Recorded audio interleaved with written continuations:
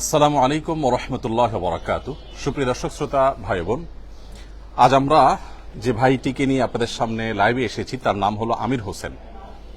আপনারা অনেকে দেখেছেন ঢাকার রামপুরার মেরাদিয়াতে যে কার্নিশে ঝুলন্ত অবস্থায় গুলি খেয়েছে যে ছেলেটি মরে গেছে বলে আমরা ধরে নিয়েছিলাম, সেই ছেলেটি বেঁচে আছে। ইতিমধ্যে বিভিন্ন গণমাধ্যমে আপনারা জানতে পেরেছেন।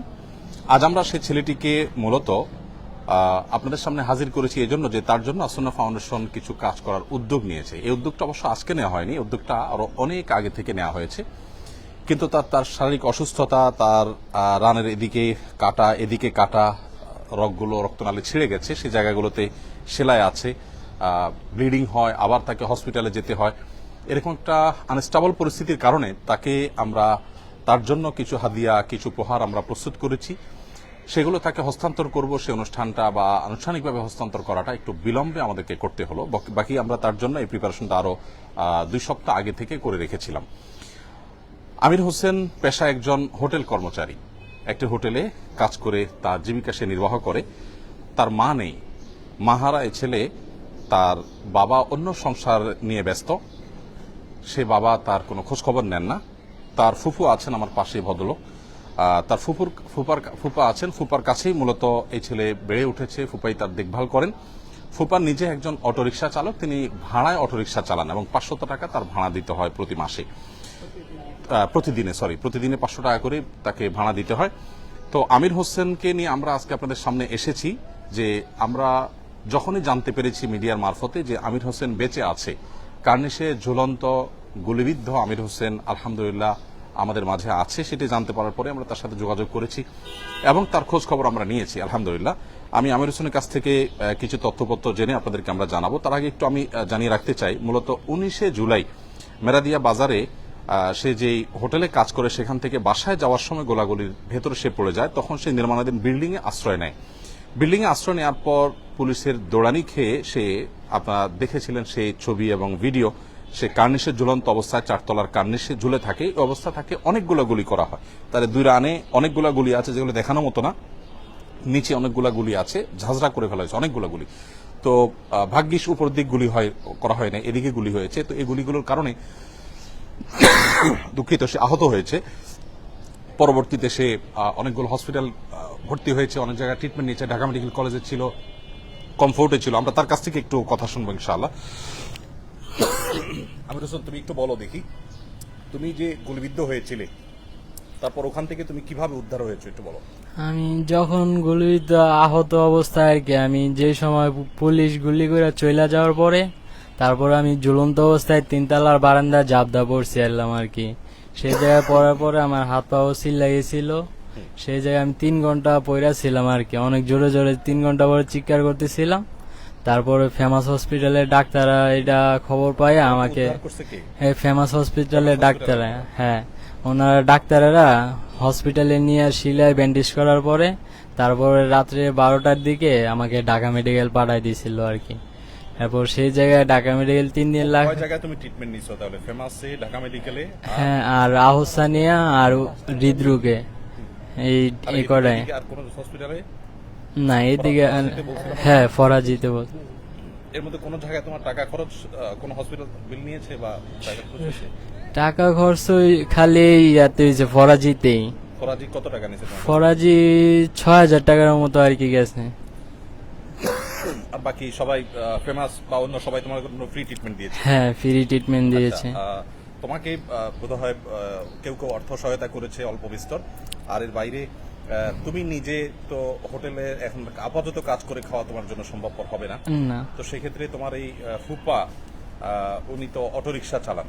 হ্যাঁ। তো এই বিগত সময়ে তোমার চলতে ফিরতে কোনো অসুবিধা হয়েছে? এই বিগত সময়ে আগে আর্থিকভাবে? হ্যাঁ, আর্থিকভাবে একটু সমস্যা হয়েছিল আর কি। আমার এক ভাই আছে, বড় ভাই, আমরা 2 ভাই আর কি আমার ফুফার কাছে থাকি। আর একটা ছোট বোন আছিল। আমরা 2 ভাই কাজ করে আর কি সংসার চালাইতাম। আমার ছোট বোনের জন্য কিছু টাকা রাখতাম আর কি, বিয়ার শাদী দেওয়ার জন্য। ভাই বোন কজন?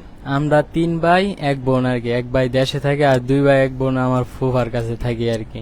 দেশে বলতে গ্রামে? হ্যাঁ, গ্রামে। সবাই তোমার উপর নির্ভরশীল, তোমার উপার্জনের পরে? না, আমার বড় একজন আছে আর কি। ওনার মতো চলেন? হ্যাঁ আচ্ছা, আমরা আর ছোটরা তোমার উপর নির্ভরশীল। হ্যাঁ ছোট বোনটা ছোট বোনটা বয়স কত?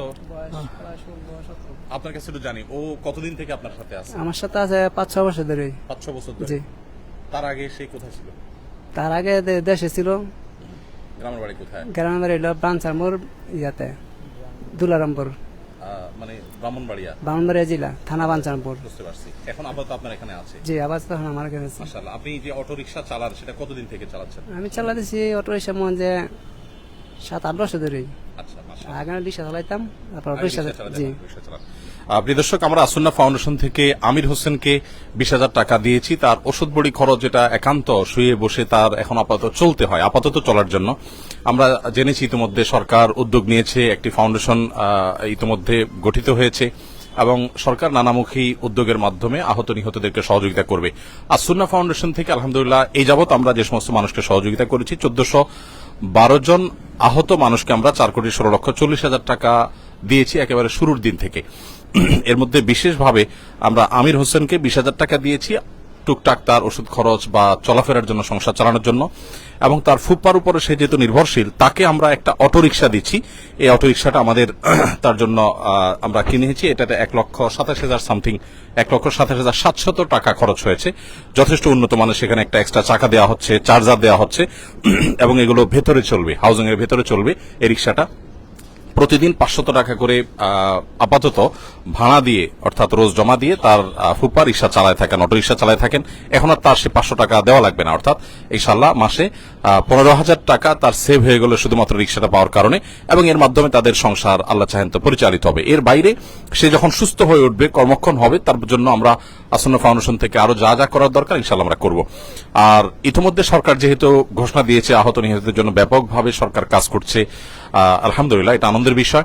আমরা সরকার এবং সমন্বয়কদের সাথে যোগাযোগ করে হতাহতদের জন্য, বিশেষ করে যারা নিহত হয়েছে তাদের পরিবারের জন্য, ইয়াতিমদের জন্য আমরা কিছু করতে পারি, হতাহতদের জন্য কিছু করার সুযোগ আছে, সেটা অবশ্যই সরকারের সংশ্লিষ্ট কর্তৃপক্ষের সাথে যোগাযোগ করে, ইতিমধ্যে আমরা যোগাযোগ করছি এবং প্রতিনিয়ত যোগাযোগ চলছে। সমন্বয়কদের সাথে যোগাযোগ করে, সরকারের সাথে যোগাযোগ করে ইনশাআল্লাহ আমরা কিছু একটা করবো। আমাদের প্রাথমিক একটা পরিকল্পনা আছে, যদি সংশ্লিষ্ট কর্তৃপক্ষের সার্বিক অনুমোদন আমরা পাই, আমরা 500 পরিবারকে হতাহতদের মধ্য থেকে বাছাই করে 500 পরিবারকে আমরা 500 সিএনজি দিতে চাই, যে সিএনজিগুলো ঢাকায় চললে প্রতিদিন তারা 1500 টাকা শুধুমাত্র জমা পাবে, অর্থাৎ মাস শেষে ভালো একটা অ্যামাউন্ট তারা পাবে ইনশাআল্লাহ তারা। তো আমি আর খুব বেশি দীর্ঘায়িত করব না। আমি আপনার কাছে বলতে চাই যে আপনি নিজে তো ভাড়ায় অটো রিক্সা চালাতেন, এখন এটা পেলে আপনার কি পরিমাণ উপকার হবে? এটা পাইলে আমার অনেকটা উপকার হবে, কারণ যে টাকাটা ভাড়া দিতাম এটাতে আমার সংসার, 2টা সংসার মোটামুটি ভাবে চলাফেরা করা যাবে। আচ্ছা, ঠিক আছে। আপনি ওর দেখভাল করবেন তো ইনশাআল্লাহ? ইনশাআল্লাহ উনি হ্যাঁ অনেক আদর করবি, জিজ্ঞাসা করেন। সে যে আহত হয়েছে, আহত হওয়ার পরে তো একটা লম্বা সময় তার খোঁজ খবর কি পাইছেন আপনারা? না, লম্বা সময় পুরাটা সময় আর পিছিয়ে আছি আমরা, প্রায় 1 মাসে যে আহত, তারপর আমি আর পিছিয়ে আছি। ও পিছনে আছে, জি, মানে এগুলো তো আপনি ওখানে কাজও করতে না, পারেন কাজ নাই। করতে পারিনি। তো যেহেতু আপাতত তাদের সমস্যা সমাধান দরকার, এই জন্য আমরা আপাতত তাদের ব্যবস্থা করলাম। পরবর্তীর জন্য ইনশাআল্লাহ সরকার কি করছে না করছে, আমাদের কি করার সুযোগ আছে, সরকার এবং সংশ্লিষ্ট কর্তৃপক্ষের সাথে পরামর্শ করে আমরা ইনশাআল্লাহ ব্যাপকভাবে কাজ করব। আমরা যেটা প্ল্যান করেছি যে 500 সিএনজি যদি ঢাকায় আমরা দিতে পারি, তাহলে হতাহতদের অনেকে আছে ঘরে বসে, তাদের মাসে 45 থেকে 50,000 টাকা তাদের এসে যাবে এবং সুন্দরভাবে তাদের সংসার ইনশাআল্লাহ পরিচালিত হবে। আমরা এই জন্য যোগাযোগ করছি, যাই করছি ইনশাআল্লাহ সমন্বয় করে সরকারের সাথে আমরা করবো, আল্লাহ চান তো, যদি সেই সুযোগ আমাদের থাকে। তো আপাতত আমির হোসেনের জন্য আমরা এই উপহারটি পৌঁছে দিচ্ছি। এখানে পুরো বিস্তারিত কাগজপত্র আছে এবং আমির হোসেনের যে আহত হওয়ার ছবি এবং বিভিন্ন হসপিটালের যে তার আহত হওয়ার ছবিগুলো বিশেষ করে দেখানোর মতো। এই যে আমরা দেখতে পেয়েছি যে গুলিবিদ্ধ যে ছবি, এখানে তার রানের এখানে ভয়ঙ্করভাবে গুলিবিদ্ধ হয়েছে। এগুলো সবগুলো গুলি, আলাদা আলাদা গুলি, অনেকগুলো গুলি হয়েছে। এতগুলো গুলি একটা মানুষের উপরে করা হয়েছে, বিশেষ করে রানের এখানে তো তার রক্তনালী ছিঁড়ে গেছে। এই কারণে তার এখানে আমরা দেখতে পাচ্ছি ঢাকা মেডিকেল কলেজে অনেকগুলো হসপিটালের কাগজ আছে। আসনা ফাউন্ডেশন থেকে আমরা এই তথ্য উপাত্তগুলো সাধারণত নিয়ে তারপরে কাজ করে থাকি।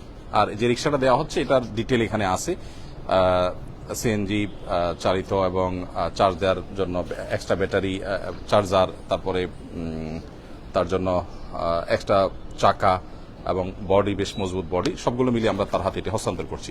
এ হলো তোমার জিনিস। আল্লাহ তোমাকে সুস্থ করে পরিপূর্ণ আমরা দোয়া করি তোমার জন্য।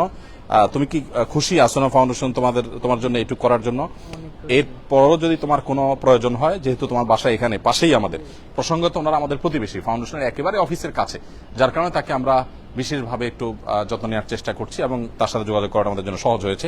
আরো কোনো প্রয়োজন হলে তুমি জানবা, আমাদেরকে যোগাযোগ করবা ইনশাআল্লাহ, ঠিক আছে? আর সরকার তরফ থেকে তোমার জন্য এবং অন্য যারা আছে তাদের জন্য যা যা করার সেটা তো তারা করছেন, সেটাও যাতে তুমি পাও। আমাদের কোনো সহায়তা দরকার হলে যোগাযোগ করা, দরখাস্ত করে দেওয়া, সেগুলো আমরা করবো ইনশাআল্লাহ, ঠিক আছে? ঠিক আছে ভাই, আপনার কি নাম? আমার নাম মোহাম্মদ হাজির আলী। হাজার আলী। ঠিক আছে, আল্লাহ তাআলা আপনাদেরকে ভালো রাখুন, নিরাপদ রাখুন, সুস্থ রাখুন।